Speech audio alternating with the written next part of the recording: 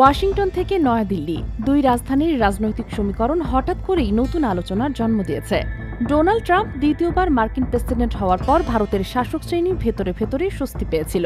প্রধানমন্ত্রী নরেন্দ্র মোদী প্রকাশ্যে হোক বা আড়ালে যেভাবে কিং ডোনাল্ডকে সন্তুষ্ট করার চেষ্টা করতেন, তাতে মনে হয়েছিল এই দুই ডানপন্থী নেতার মধ্যে যেন এক অদ্ভুত রসায়ন গড়ে উঠেছে। কিন্তু এই সম্পর্কের আড়ালের বাস্তবতা কি সত্যি এত সরল ছিল? ট্রাম্পের আমেরিকা ফার্স্ট নীতি ভারতের অর্থনৈতিক স্বার্থে কতটা সহায়ক হয়েছে, সেটিই বড় প্রশ্ন। যুক্তরাষ্ট্র বারবার ভারতীয় পণ্যের উপর বাড়তি শুল্ক আরোপ করেছে, এমনকি ভিসা নীতিতেও কড়াকড়ি চাপিয়েছেন। অথচ মোদী সরকার তখনও ট্রাম্পের সঙ্গে মঞ্চ ভাগ করে আন্তর্জাতিক অঙ্গনে শক্তিশালী বন্ধুত্বের বার্তা দিতে ব্যস্ত ছিল। তাহলে কি ভারত কৌশলগতভাবে ওয়াশিংটনের উপর অতিরিক্ত নির্ভরশীল হয়ে পড়েছিল? বিশ্লেষকদের মতে মোদির জন্য ট্রাম্প ছিলেন একাধারে রাজনৈতিক সহযোগী এবং কৌশলগত পরীক্ষার ক্ষেত্র।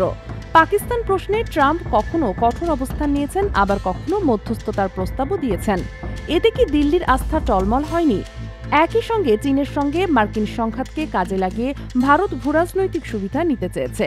তবে ট্রাম্পের অনিশ্চিত সিদ্ধান্ত কি সত্যিই ভারতের জন্য দীর্ঘমেয়াদী নিরাপত্তা গ্যারান্টি তৈরি করেছে?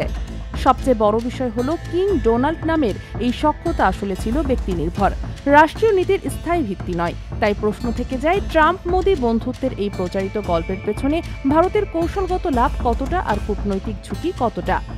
নতুন করে বিশ্ব যখন মেরুকরণের দিকে এগোচ্ছে, তখন ভারতের জন্য এই সম্পর্ক কি সুযোগের বেশি নাকি ফাঁদের মতো হয়ে দাঁড়িয়েছে?